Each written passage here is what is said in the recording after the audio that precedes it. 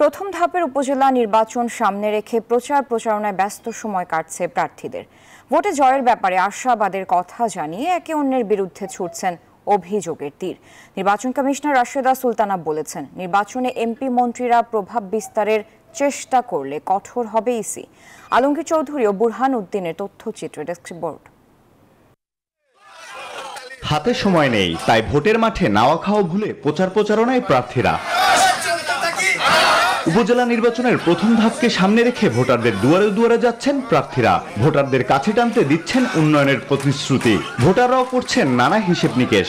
যে ব্যক্তি সৎ, যে ব্যক্তি যোগ্য, মাদক মুক্ত উপজেলা গ্রহণ করবে এবং সাধারণ জনগণ যার কাছে যায় আশ্রয়স্থল হিসাবে চিহ্নিত হবে, আমরা সেই ব্যক্তিকে নির্বাচন হিসাবে দেখতে চাই। সুখে দুঃখে আমাদের পাশে যায় থাকবে, তাকে আমরা নির্বাচনে ভোট দিতে চাই। জনগণের কাজ করব এরকম প্রার্থী আমরা চাই, যাতে জনগণের খোঁজ খবর লয়, নির্বাচনের আগে নির্বাচনের পরেও যেন লয়। নির্বাচনে অংশ নেয়নি বিএনপি, তবে দলটির কয়েকজন নেতারা লড়ছেন কেন্দ্রের সিদ্ধান্ত না মেনে। আর ক্ষমতাসীন দলের একাধিক প্রার্থী থাকায় বিভক্ত কর্মীরা এ নিয়ে অভিযোগের তীর ছুটছেন একে অন্যের বিরুদ্ধে।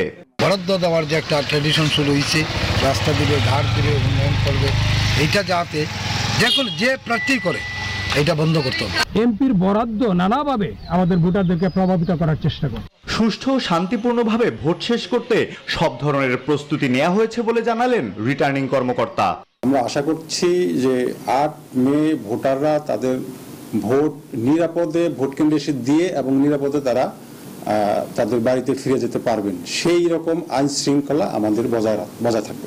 এদিকে রাজশাহী এক অনুষ্ঠানে নির্বাচন কমিশনার রাশেদা সুলতানা জানালেন, নির্বাচনে এমপি মন্ত্রীরা প্রভাব বিস্তারের চেষ্টা হলে কঠোর হবে ইসি।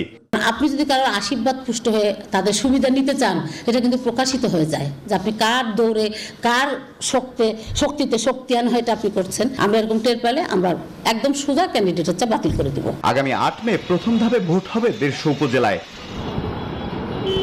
Desk report, news 24।